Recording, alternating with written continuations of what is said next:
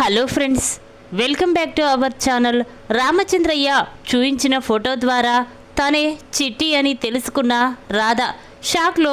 రామచంద్రయ్య అసలు ఏం జరిగిందో తెలుసుకోవాలి అంటే ఈ వీడియోని ఎక్కడా స్కిప్ చేయకుండా చివరి వరకు చూడండి. ఇక స్టోరీలోకి వెళ్ళినట్లయితే ప్రియాకి పెళ్లి చూపులు అయిపోయిన తర్వాత ఇక అందరూ కూడా అక్కడి నుంచి వెళ్ళిపోతారు. ఇక అది చూసిన రామచంద్రయ్య చాలా బాధపడుతూ తన గదిలోకి వచ్చి చిట్టి ఫోటోని పట్టుకొని, అమ్మా చిట్టి, నువ్వుంటే ఇప్పుడు విక్రమ్కి నీకు పెళ్లి జరిపించేవాణ్ణి. నువ్వు చాలా సంతోషంగా ఉండడం చూసి నేను కూడా సంతోషపడేవాణ్ణి. కానీ నువ్వు మీ అమ్మ నాకు దూరం అయిపోయారు. కానీ ఇప్పుడు నేను మర్చిపోలేకపోతున్నాను. ప్రతి క్షణం నువ్వే గుర్తుకు వస్తున్నావు. నీతో గడిపిన ఆ క్షణాలు గుర్తుకొస్తున్నాయమ్మా అని రామచంద్రయ్య ఆ ఫోటో తీసుకొని ఇక ఆ బాధపడుతూ కన్నీళ్లు పెట్టుకుంటూ ఉంటాడు. ఇక ఇంతలోనే రాధ కిచెన్లోకి వెళ్ళి కాఫీ తీసుకొని రామచంద్రయ్య గదిలోకి వస్తుంది. ఇక వచ్చేసరికి రామచంద్రయ్య చిట్టి ఫోటోనే తన మీద పెట్టుకొని పడుకుంటాడు. ఇక అది చూసిన రాధ మాత్రం, ఇదేంటి గురూజీ ఫోటో తన మీద పెట్టుకొని పడుకున్నాడేంటి? మన ప్రియ పగలగొట్టిన ఆ ఫోటోను చూసే చాలా బాధపడ్డాడు. ఇప్పుడు తన కూతురి ఫోటోను చూసి మళ్ళీ బాధపడుతున్నాడా అని చెప్పి ఇక వెంటనే రాధ రామచంద్రయ్య దగ్గరికి వచ్చి గురూజీ గురూజీ అని పిలుస్తూ ఉంటుంది. ఆ మాటలు విన్న రామచంద్రయ్య, అమ్మ రాధ, నువ్వా లోపలికి రమ్మా అనగానే అప్పుడు రాధ లోపలికి వస్తుంది. ఏంటి గురూజీ, ఏంటి ఆ ఫోటో చూసుకుంటూ అంతలా బాధపడుతున్నావు? ఇప్పుడు ఏం జరిగింది అనగానే అప్పుడు రామచంద్రయ్య, ఏం జరిగిందంటావేంటమ్మా? ఇప్పుడు నా కూతురు చిట్టి ఉంటే కూడా నేను కూడా నా కూతురికి పెళ్లి చేసేవాణ్ణి. నా కూతుర్ని చాలా సంతోషంగా ఉంచేవాణ్ణి. కానీ ఆ అదృష్టం దేవుడు నాకు ఇవ్వలేదు. నా కూతుర్ని, భార్యని నా నుంచి తీసుకువెళ్ళిపోయాడు. అదే నా కూతురి ఫోటో చూస్తూ బాధపడుతున్నానమ్మా అని రామచంద్రయ్య అనగానే అప్పుడు రాధ, చూడు గురూజీ, రీ చిట్టి ఎక్కడికి వెళ్ళిపోలేదు. తొందరలోనే నీ కూతురు నీ దగ్గరికి వస్తుంది. విక్రమ్ బాబు నీ కూతుర్ని మరీ వెతికి పట్టుకొచ్చి నీ చేతుల్లో పెడతాడు. ఆ రోజు నువ్వు చిట్టి పెళ్లి జరిపించి చాలా సంతోషపడదువు. బాధపడకు గురూజీ, ఇదిగో ఈ కాఫీ తాగు అని రాధ అనగానే అప్పుడు రామచంద్రయ్య, లేదమ్మా, నా మనసంతా ఏదోలా ఉంది. కాస్త ప్రశాంతత కావాలి. నన్ను ఒంటరిగా వదిలేయి రాధా అని రామచంద్రయ్య అనగానే అప్పుడు రాధ, ఏంటి గురూజీ అలా మాట్లాడతారు? చూడు, నేను కూడా నీ కూతురు లాంటి దాన్నని చెప్పాను కదా. ఏ బాధ ఉన్నా నాతో చెప్పుకో గురూజీ, నేను చేతనైన సహాయం చేస్తాను. చూడు, ఇలా మిమ్మల్ని ఒంటరిగా వదిలేసి నేను ఇక్కడి నుంచి వెళ్ళిపోలేను. ఇటు ఇవ్వండి గురూజీ, ఈ ఫోటో ఇవ్వండి అనగానే అప్పుడు రామచంద్రయ్య, అమ్మ, ఇది నా కూతురి ఫోటో, ఇది నా దగ్గరే ఉండాలి. ఈ ఫోటోని చూసుకుంటూ నేను బ్రతికేస్తాను. ఇదిగోమ్మా చూడు అని చెప్పి రామచంద్రయ్య ఆ ఫోటోని రాధకి చూపిస్తాడు. ఇక అది చూసిన రాధ ఒక్కసారి షాక్ అయిపోయి చూస్తూ ఉంటుంది. ఇదేంటి, ఈ ఫోటో లాంటిది మా ఇంట్లో కూడా ఉంది, మరి ఇక్కడ ఈ ఫోటో ఉంది. రా గురూజీ, ఈ ఫోటోలో ఉన్న అమ్మాయి నా కూతురు అని చెప్తున్నాడేంటి అని రాధ అనుకుంటూ ఉంటుంది. ఇదేంటి గురూజీ ఈ ఫోటో అంటూ ఉంటే అప్పుడు రామచంద్రయ్య, అమ్మ, ఇదేనమ్మా నా కూతురి ఫోటో. నా కూతురు నా నుంచి దూరం అయిపోయిందమ్మా అని బాధపడుతూ ఉంటే ఇక రాధ మాత్రం చాలా కంగారుగా పడుతుంది. ఇదేంటి, ఈ ఫోటోలాగే మా ఇంట్లో కూడా ఇంకొకటి ఉంది. దానికి దీనికి ఏంటి సంబంధం? అసలు ఈ ఫోటో గురించి నాన్నని అడిగి తెలుసుకోవాలి. అసలు నిజమేంటో తెలుసుకోవాలి అని చెప్పి ఇక రాధ, చూడు గురూజీ, ఈ ఫోటోను చూస్తూ మీరు బాధపడకూడదు, ఇటు ఇవ్వండి అని చెప్పి వెంటనే ఆ ఫోటో తీసి పక్కకి పెట్టి ఇక రామచంద్రయ్యకి కాఫీ ఇస్తుంది. ఇక రాధ మాత్రం, ఒకవేళ గురూజీ నా కన్న తండ్రా? మరి గురూజీ నా కన్న తండ్రి అయితే సీనయ్య ఎవరు? మరి సీనయ్య కన్న తండ్రి అయితే ఈ గురూజీ ఎవరు? నాకు ఏమీ అర్థం కావడం లేదు. ఒక్కొక్కసారి నాకు ఏదో చిన్నప్పటి గతాలు గుర్తుకు వచ్చినట్టు అనిపించేది. అది చూసినప్పుడల్లా, నేను నాన్నతో చెప్పినప్పుడల్లా నాన్న కూడా కంగారు పడేవాడు అని చెప్పి ఇక రాధ వెంటనే, నేను జైల్లో ఉన్న నాన్న దగ్గరికి వెళ్ళి నిజం తెలుసుకోవాలి అని చెప్పి ఇక రాధ వెంటనే విక్రమ్ దగ్గరికి వస్తుంది. రాధని చూసిన విక్రమ్, ఏంటి రాధ, ఏం జరిగింది అనగానే అప్పుడు రాధ, చూడు విక్రమ్ గారు, నేను ఒకసారి మా నాన్నని కలవాలి, మా నాన్నతో మాట్లాడాలి, ప్లీజ్ ఒక్కసారి నన్ను తీసుకువెళ్ళండి అనగానే అప్పుడు విక్రమ్, ఏంటి ఇప్పుడు ఎలా వెళ్తావు అనేసరికి రాధ, చూడు విక్రమ్, మీరు తీసుకువెళ్తారా సరే, లేకపోతే నేనే ఒంటరిగా వెళ్తాను అని చెప్పి అక్కడి నుంచి వెళ్ళిపోతూ ఉంటుంది. ఇక అది చూసిన విక్రమ్, రాధ ఆగు, నేను తీసుకువెళ్తానాగు అని చెప్పి ఇక విక్రమ్ రాధని తీసుకొని జైల్లో ఉన్న సీనయ్య దగ్గరికి వెళ్తారు. ఇక అక్కడికి వెళ్ళి రాధ నానా అని పిలుస్తూ ఉంటుంది. ఆ మాటలు విన్న సీనయ్య రాధను చూసి చాలా సంతోషపడుతూ, అమ్మా రాధ, ఎలా ఉన్నావమ్మా, నువ్వు ఒక్కదానివే వచ్చావు, అల్లుడు గారు రాలేదా అనగానే అప్పుడు రాధ, వచ్చారు నాన్న, అతను బయట ఎవరితో మాట్లాడుతున్నాడు, కానీ నీతో మాట్లాడడానికి వచ్చాను నాన్న అనగానే అప్పుడు సీనయ్య, అమ్మ రాధ, ఏంటమ్మా నాతో మాట్లాడవలసిన అంత ముఖ్యమైన విషయం ఏంటి, చెప్పు తల్లి అనగానే ఇక రాధ వెంటనే తన చెయ్యి చాపి, నానా నీ మనసులో ఏది దాచుకోకుండా నాతో నిజం చెప్తానని నాకు మాట ఇవ్వు నానా అనగానే ఇక సీనయ్య ఒక్కసారే షాక్ అయిపోయి చూస్తూ ఉంటాడు. ఇక తన మనసులో, ఇదేంటి ఎప్పుడూ లేనిది రాధ ఇలా అడుగుతుందేంటి, ఒకవేళ తను రామచంద్రయ్య కూతుర్నని రాధకి తెలిసిపోయిందా అని కంగారు పడుతూ ఉంటాడు. ఇక రాధ మాత్రం, నానా చెప్పు నానా, ఎందుకు అలా ఆలోచిస్తున్నావు, నాకు నిజం చెప్తానని మాట ఇవ్వు అనగానే ఇక సీనయ్య, ఎప్పటికైనా ఈ నిజం రాధకి తెలియాల్సిందే, ఎప్పుడైతే ఏంటి చెప్పేస్తాను అని చెప్పి ఇక వెంటనే సీనయ్య రాధ చేతిలో చెయ్యి పెట్టి, అమ్మా రాధ, ఈను అన్ని నిజాలే చెప్తాను, ఏ విషయం కూడా దాచను, చెప్పు అడుగు తల్లి అనగానే అప్పుడు రాధ, నానా నిజం చెప్పు, నేను నీ కన్న కూతురునా కాదా అనేసరికి ఇక సీనయ్య ఒక్కసారి స్టన్ అయిపోయి చూస్తూ ఉంటాడు. అమ్మా రాధ, ఏంటమ్మా ఏం మాట్లాడుతున్నావు, నువ్వు నా కన్న కూతురు కాకపోవడమేంటి అనగానే అప్పుడు రాధ, మరి నేను నీ కన్న కూతురునైనప్పుడు మన ఇంట్లో ఉన్న ఫోటో లాంటిదే ఇంకొక ఫోటో ఆ రామచంద్రయ్య ఇంట్లో ఎలా ఉంటుంది, ఆ ఫోటోకి నాకు ఏంటి సంబంధం, చెప్పు నానా అని రాధ నిలదీయడంతో ఇక సీనయ్య చేసేది ఏమీ లేక, అమ్మా రాధ, నిజం చెప్తానమ్మా, నేను ఇన్ని ఏళ్ళు దాచిన ఆ నిజాన్ని ఇప్పుడు బయట పెడతాను, అమ్మా నువ్వు నిజంగా నేను కన్న కూతురివి కాదు, నేను పెంచిన కూతురివి. ఒకరోజు మా ఊర్లో పెద్ద వాగు వస్తూ ఉంటుంది, మేమందరం అక్కడ సరదాగా గడపడానికి వెళ్ళాం, కానీ ఆ వాగులో ఒక ఆ లోయలో ఒక పాప కొట్టుకు వెళ్తూ ఉంటుంది. ఇక అది చూసిన నేను వెంటనే నిన్ను కాపాడి ఒడ్డుకు తీసుకొచ్చాను. ఇక ఎవరు కూడా నిన్ను పెంచుకోను అని అనడంతో, నాకు కూడా పిల్లలు లేకపోవడంతో నిన్ను నేను తీసుకొచ్చుకొని కన్న కూతురు కంటే ఎక్కువగా పెంచుకున్నాను. ఆ రోజు నుంచి నువ్వు నన్ను నానా అని పిలవడం మొదలుపెట్టావు. అందుకే నువ్వే నా కన్న కూతురువని, దేవుడిచ్చిన కూతురువని నిన్ను మనస్ఫూర్తిగా పెంచుకున్నాం తల్లి. కానీ ఒకరోజు నువ్వు అన్నీ తీసుకొని వాళ్ళ ఇంట్లో ఫంక్షన్కి పూజకి వెళ్ళావు చూసావా, ఆ రోజు కూడా నిన్ను తీసుకురావడం కోసం నేను అక్కడికి వచ్చాను. ఆ రోజే ఆ రామచంద్రయ్య ఇంట్లో ఉన్న నీ ఫోటోను చూసి నిజం తెలుసుకున్నాను, నువ్వు రామచంద్రయ్య కూతురివని. కానీ ఆ రోజే నిజం చెప్పాలనుకున్నాను, కానీ చెప్పలేకపోయాను. ఎక్కడ నా కూతురు నన్ను వదిలి వెళ్ళిపోతుందోనని నీ మీద ఉన్న ప్రేమతో ఆ విషయం చెప్పలేకపోయాను. కానీ మరొక రోజు నేను తండ్రి కూతుర్లని విడదీస్తున్నాను, ఆ పాపం చెయ్యలేను అని నేను నిజం చెప్పాలని రామచంద్రయ్య ఇంటికి వెళ్ళాను.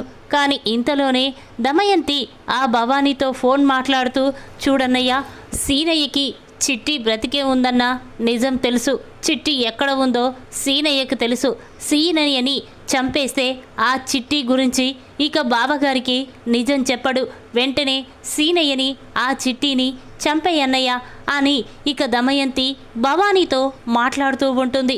ఇక నేను ఆ మాటలు విన్నా వెంటనే ఇంటికి తిరిగి వచ్చాను. ఇక నిన్ను ఎలా కాపాడుకోవాలని ఆలోచించాను.